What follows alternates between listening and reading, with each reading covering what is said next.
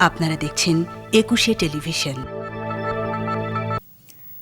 শীতের তীব্রতা বাড়ার সাথে সাথে বেড়েছে গরম কাপড় বিক্রি।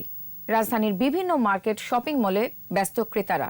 গত কয়েকদিনে শীতবস্ত্রের বিক্রি বেড়েছে বলে জানালেন বিক্রেতারা। তবে করোনা সংক্রমণ রোধে স্বাস্থ্যবিধি মেনে চলা এবং মাস্ক পরার বাধ্যবাধকতা থাকলেও মানছে না অনেকেই। মিনালা দীপার রিপোর্ট। রাজধানীতে ঘূর্ণায়মান কুয়াশা, শীত কামড় বসায়নি এখনো, তবে শীতের আমেজ পাওয়া যাচ্ছে পুরোপুরি। ফুটপাত থেকে আধুনিক বিপণী বিতান সবখানেই শীতের পোশাকের পসরা সাজিয়েছেন বিক্রেতারা। বেচা বিক্রিও জমে উঠেছে। হাল ফ্যাশনের শীতবস্ত্রের সমাহার রাজধানী নিউ মার্কেট, গাউসিয়া, চাঁদনী চকের দোকানগুলোতে। ফ্যাশন সচেতন তরুণ তরুণীদের কথা মাথায় রেখে দোকান সাজিয়েছেন তারা। ফুটপাতেও বিক্রি হচ্ছে শীতবস্ত্র।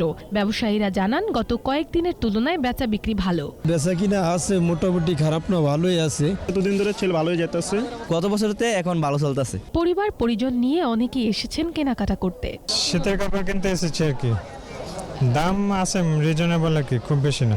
আগের মতনই আছে, বেশি বাড়তি নাই। সামনে আরো শীত বাড়বে, সেজন্য আগে থেকে কিনে নেওয়া। তবে করোনা সংক্রমণ থাকলেও নেই সামাজিক দূরত্ব। সামাজিক দূরত্ব এখানে কোনো কিছুই দেখতে পাচ্ছি না। আর অনেকে মাস্ক ব্যবহার করছে না। অনেকেই কেনাকাটা করতে এসেছেন মাস্ক ছাড়া। স্বাস্থ্যবিধি মানছেন না বেশিরভাগ দোকানি ও ক্রেতা। বাচ্চাটা ছিঁড়ে ফেলে দিচ্ছে, এখন আর কোথাও ওরকম কেনার মতো অবস্থা পাই নেই। মাস্কটা ছিল মাত্র ফালাই দেওয়া হয়েছে, আবার নিব।